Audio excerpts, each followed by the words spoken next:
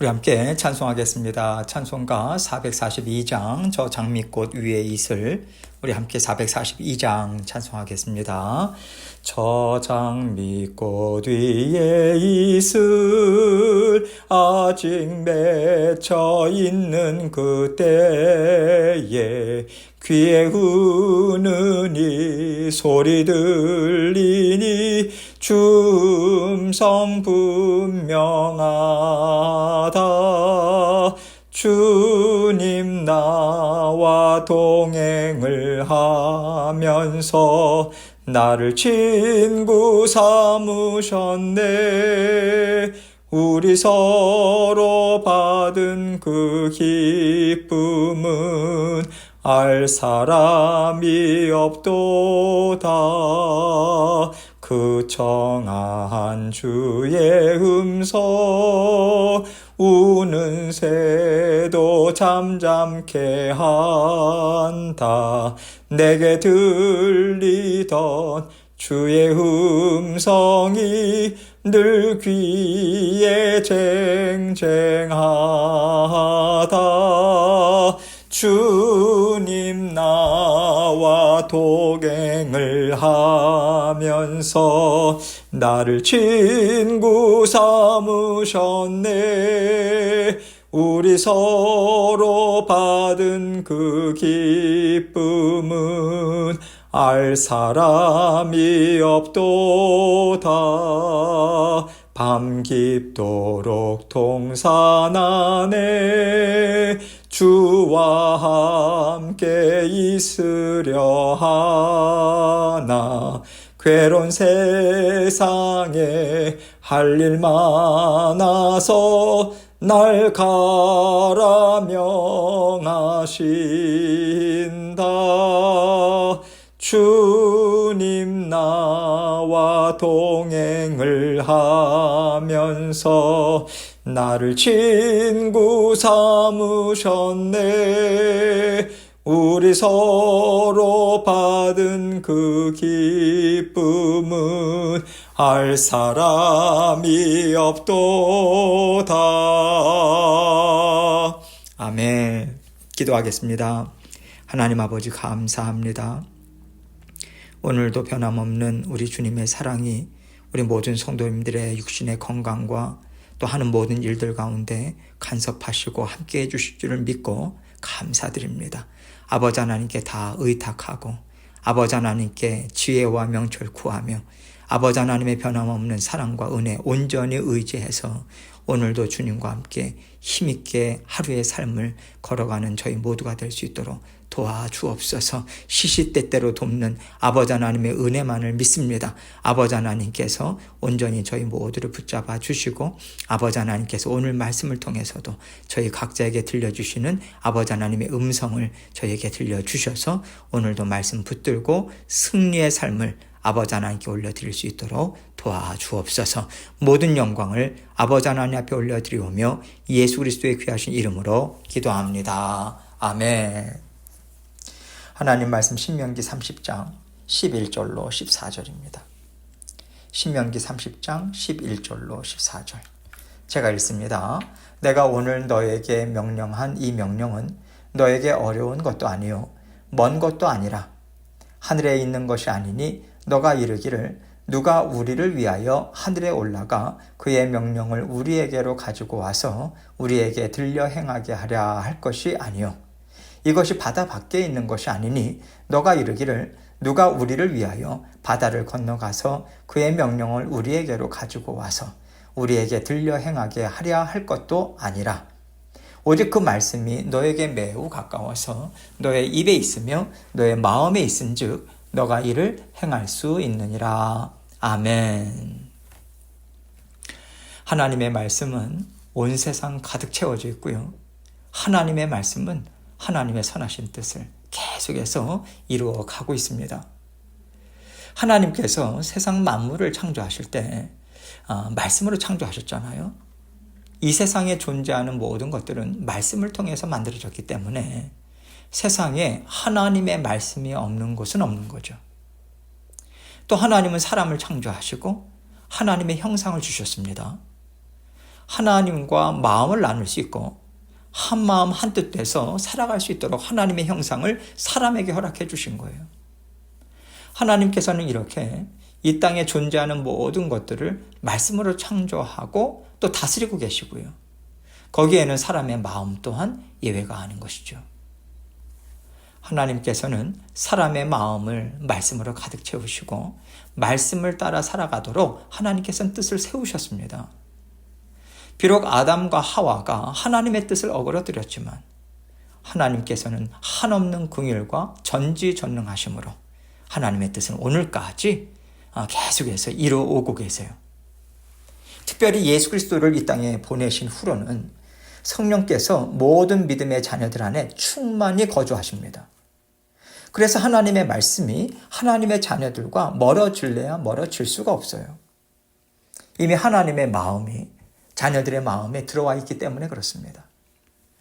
그래서 우리가 하나님의 마음을 모른다고 할 수 없고요. 이렇게 하나님께서는 완전한 구원을 우리에게 베풀어 주신 것입니다. 이것을 생각하면서 오늘 본문 말씀을 함께 생각해 보면 좋겠어요. 11절입니다. 내가 오늘 너에게 명령한 이 명령은 너에게 어려운 것도 아니요 먼 것도 아니라. 내가 오늘 너에게 명령한 이 명령이라고 말씀하시는데 이것은 그 당시에 오늘이라고 하는 그 하루에 국한된 게 아니죠. 지금까지 하나님께서는 언약의 말씀 뿐만 아니라 하나님의 백성들이 지켜야 하는 규례들, 법도들 계속해서 말씀해 오셨어요. 지금 이 순간에도 이미 이스라엘 백성들에게 주신 말씀들을 다시 한번 출애굽 2세대들에게 되새겨주고 계시거든요. 하나님께서는 이렇게 출애굽 2세대들과의 관계를 언약의 말씀을 통해서 하나로 묶는 일을 지금 하고 계신 거죠. 하나님은요, 하나님이 주신 약속, 명령, 법도를 하나님의 백성들이 항상 바로 오늘 들은 것처럼 생생하게 기억해내고 살아내기를 바라는 마음으로 지금 이 말씀을 주고 계시는 거예요. 그래서 하나님 지금 이 순간에 제가 말씀을 들었습니다. 들어서 알았고요. 마음에 새겼고요. 말씀하신 대로 살아내겠습니다. 이렇게 하나님의 자녀들의 마음에 확실하게 새겨져야만 한다라고 하는 심정으로 지금 이 말씀을 주고 계신 것입니다. 그러면서 이 명령은 너에게 어려운 것도 아니요 먼 것도 아니라 이렇게 말씀하시고 이 말씀이 무슨 의미를 하나님께서 이 말씀을 통해서 주고자 하시는 것인지 12절로 13절에서 구체적으로 말씀해 주고 있습니다. 먼저 12절을 보겠습니다. 하늘에 있는 것이 아니니 너가 이르기를 누가 우리를 위하여 하늘에 올라가 그의 명령을 우리에게로 가지고 와서 우리에게 들려 행하게 하려 할 것이 아니요. 하나님 입장에서는요. 자, 오늘 내가 너희에게 이러이러한 말씀을 지금 주고 있어. 그런데 이 말씀이 하늘에 있어서 너희가 하늘까지 올라가서 받아와야 되는 것이 아니다. 이 말씀하시는 거예요. 그 당시에 하늘은요, 사람 스스로 올라가서 닿을 만한 곳이 아니잖아요. 이것을 통해서 하나님께서는 말씀은 사람이 이해하기 어렵거나 사람의 생각을 초월하는 것이 아니다. 이 말씀하고 계시는 거예요. 다시 말해서 하나님께서는 말씀을 사람의 눈높이에 맞게 또 사람의 한계를 아시잖아요. 거기에 맞춰서 주셨거든요. 그래서 누구든지 말씀을 듣고 이해하고 살아낼 수 있다. 그러니 어느 누구도 알아듣지 못하겠다고, 이해하지 못하겠다고, 깨닫기가 어려워서 나는 행할 수 없다고 이런 핑계를 댈 수 없을 것이다 라고 하는 의미를 이 말씀에 담아서 지금 전해주고 계시는 것입니다. 13절입니다. 이것이 바다 밖에 있는 것이 아니니 너가 이르기를 누가 우리를 위하여 바다를 건너가서 그의 명령을 우리에게로 가지고 와서 우리에게 들려 행하게 하려 할 것도 아니라.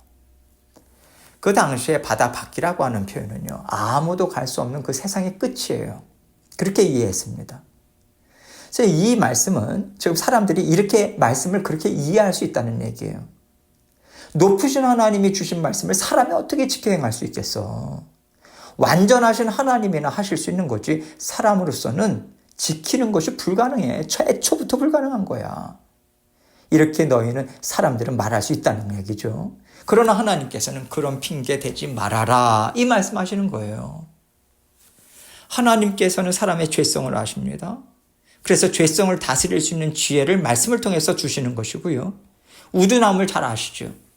사람의 우둔함을 아시기 때문에 그 우둔함으로 인해서 넘어지지 않도록, 실족하지 않도록 지혜를 더해 주시는 거예요.